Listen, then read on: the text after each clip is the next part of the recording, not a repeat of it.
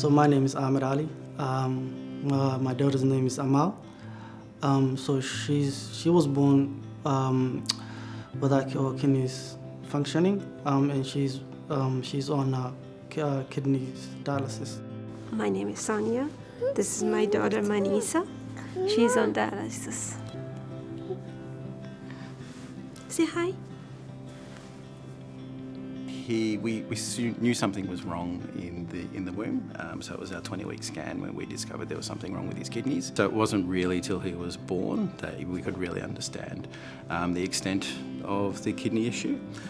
So it turns out after a few days, he wasn't producing any urine, and it was clear that he would need to go on dialysis immediately. The first time she got a scan, she was told that one of her kidneys might not function, or not functioning at all. But at the second scan, then this when we found out that both of the kidneys wasn't functioning at all. When we brought her here in the emergency, she was really sick. We all had COVID, and we've been in and out of emergency, but never thought that she had kidney disease. When we found out that Amal might not have functioning kidneys, the doctor told us that she might not survive. Amal was in hospital for about 6 months, about 6 to 7 months. It was quite difficult, to be honest, going back and forth to hospital and seeing her in hospital, and also the dialysis every once in a while failing. It took a very toll to my wife and also to me. So when Teddy was born and he had the dialysis tube placed into his stomach, we would be in there butterfly on the manual dialysis and slowly working up and building up the dialysis. And then he graduated in a sense to go to Koala Ward where he would be able to use the machine. And it was really when in there that we were able to really understand the process of dialysis, and the dialysis nurse would train us on there, and it just became second nature to us. Amal's dialysis at the beginning didn't really work very well at all. It got very complicated and very scary too. When we were first diagnosed and we were told how tough it was going to be, incredibly tough actually, emotionally, mentally, and we just made the decision that we felt was right for us and for Aubrey at the time. The supports at the hospital were absolutely fantastic during that initial stage especially, and all throughout the whole dialysis and post-transplant.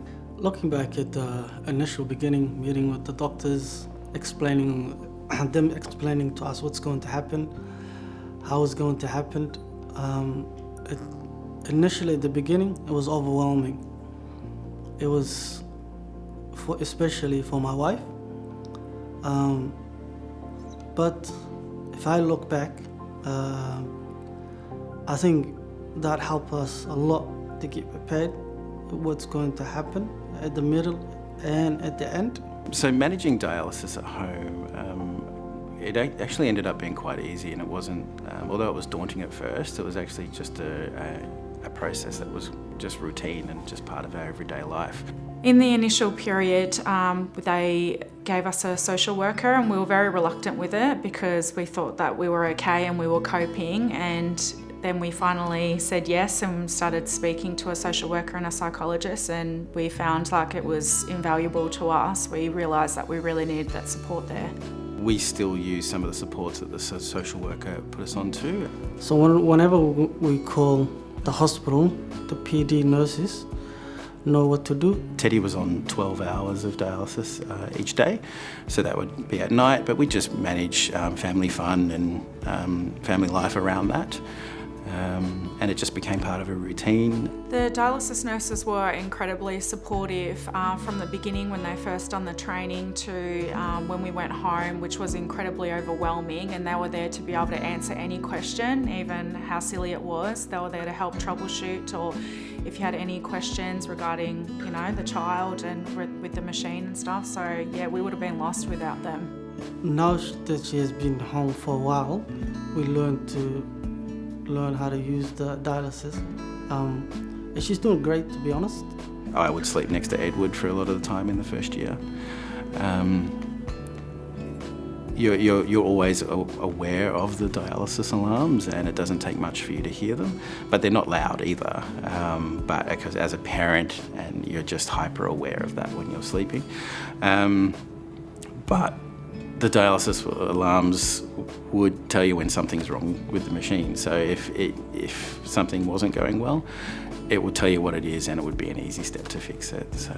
So it's been a very long and difficult journey, but we are very grateful that we have a healthy daughter.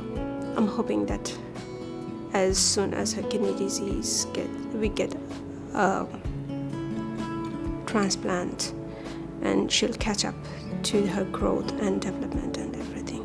We were armed with a lot of information from the team, the medical team, and we also done our own research and contacted families outside, and it was very emotionally tough and stressful, but yeah, look where we are now, and we don't take it for granted at all, and yeah, no regrets.